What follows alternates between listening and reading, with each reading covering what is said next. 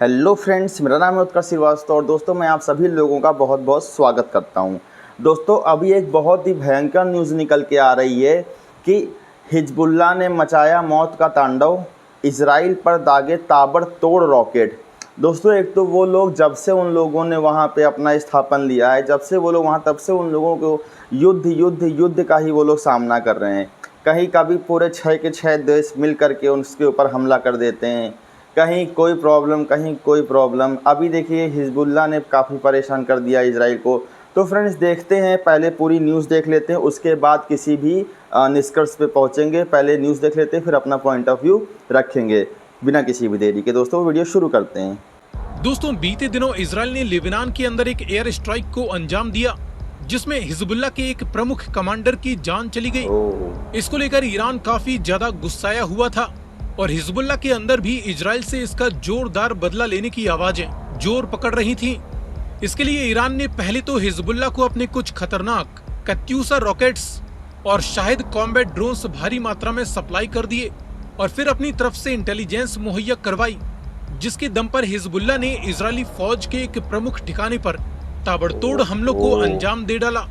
बताया जाता है कि इस हमले में महज 1 घंटे के अंदर ही हिजबुल्लाह ने 60 से भी ज्यादा रॉकेट्स की बरसात इजराइल पर कर डाली और इसके साथ ही कुछ कॉम्बैट ड्रोन्स भी लगातार इजरायली फैसिलिटीज पर बम बरसा रहे थे, जिसमें माना जा रहा है कि करीबन 22 इजरायली सोल्जर्स की जान जा चुकी है और 70 से भी ज्यादा घायल हो चुके हैं। लेकिन वहीं इजराइल की तरफ से बताया गया कि इसमें महज 1 सोल्जर की ही जान गई है और बाकी सभी रॉकेट्स को आयरन डोम ने डिस्ट्रॉय कर दिया था।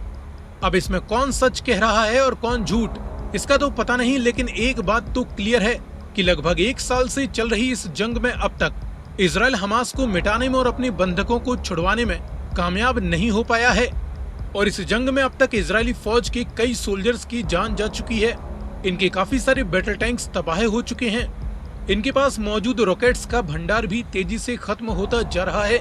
ये अब अपने फाइटर जेट्स के लिए मिसाइलें और बॉम्ब्स भी बाहरी देशों से ही खरीद रहे हैं। ऐसे में ये अंदाजा लगाना गलत नहीं होगा कि अब इजरायली फौज के पास असला बारूद की कमी आने लगी है और अब इजराइल को सबसे बड़ा डर यह है कि कहीं अब इन पर ईरान या उसके द्वारा सपोर्ट किए जाने वाले लेबनान के हिजबुल्लाह की तरफ से कोई बड़ा मिलिट्री ऑफेंसिव ना लॉन्च कर दिया जाए और इसीलिए इजराइल अब हिजबुल्लाह से डायरेक्ट जंग लड़ने के बजाय उसके कुछ चुनिंदा लीडर्स और कमांडर्स को निशाना बना रहा है। इजराइल की खुफिया एजेंसी मोसाद अपने वर्ल्ड वाइड मिशंस के लिए जानी जाती है, जिसके एजेंट्स हिजबुल्लाह की कुछ प्रमुख कमांडर्स और लीडर्स की एग्जैक्ट लोकेशंस की जानकारी इजरायली एयरफोर्स को देते हैं और फिर इजरायली फाइटर जेट्स उन लोकेशंस पर जाकर बॉम्बिंग्स करते हुए हिजबुल्लाह के कमांडर्स को उड़ा डालते हैं। इससे धीरे धीरे हिजबुल्लाह की इजरायली विरोधी एक्टिविटीज को कुछ समय के लिए तो टाला जा सकता है, लेकिन कहीं ऐसा ना हो जाए कि इससे फ्रस्ट्रेट होकर ईरान हिजबुल्लाह को इजराइल के खिलाफ जंग लड़ने की खुली छूट दे डाले। और यदि ऐसा होता है तो ये जंग न सिर्फ इजराइल के लिए बल्कि पूरे मिडिल ईस्ट के लिए एक भयंकर जंग साबित होगी, क्योंकि तुर्की तो पहले ही सभी इस्लामिक देशों से इजराइल के खिलाफ मिलिट्री अलायंस बनाने की बात कर चुका है। ऐसे में यदि इजराइल वाकई फिलिस्तीन के अलावा सीरिया या लेबनान की तरफ जंग छेड़ता है तो फिर तुर्की और बाकी मुस्लिम देश मिलकर इजराइल के खिलाफ एकजुट हो सकते हैं और इससे इस जंग के वर्ल्ड वाइड फैलने के आसार भी बन सकते हैं। इस बारे में आपकी क्या राय है, कमेंट में लिखकर बताएं। सो फ्रेंड्स वीडियो जो है वो काफ़ी इन्फॉर्मेटिव था। इजराइल का कहना है कि हमारे 1 सोल्जर्स मरे हैं और उधर से उन लोगों का कहना है कि ज़्यादा मरे हैं। दोस्तों ये बात तो खैर अब कौन सच कह रहा है कौन झूठ कह रहा है ये तो भाई हम नहीं कह सकते, क्योंकि हमें इसके बारे में कोई डिटेलिंग नहीं है। लेकिन फिर भी आयरन डोम जो सिस्टम है उसने काफ़ी ज़्यादा रॉकेट्स को इंटरसेप्ट कर लिया होगा। ये बात तो ट्रू है, ये बात माननी पड़ेगी, क्योंकि जब ईरान की तरफ से भी मिसाइलें दागी गई थी इतनी ढेर सारी, तो उनको भी इंटरसेप्शन कर लिया गया था। और दोस्तों रही बात कि इजराइल के पास जो है हथियार कम हो रहे हैं, मिसाइलें वो बाहर से मंगा रहे हैं, तो ये कोई बहुत बड़ी बात नहीं है इजराइल के लिए, क्योंकि इजराइलियों के पास पैसा बहुत है। पूरी दुनिया का मनी कंट्रोल इजराइलिये ही करते हैं। जो इजराइलियन सिटीज़न हैं वही लोग पूरी दुनिया का 90% से ऊपर मनी वही कंट्रोल करते हैं।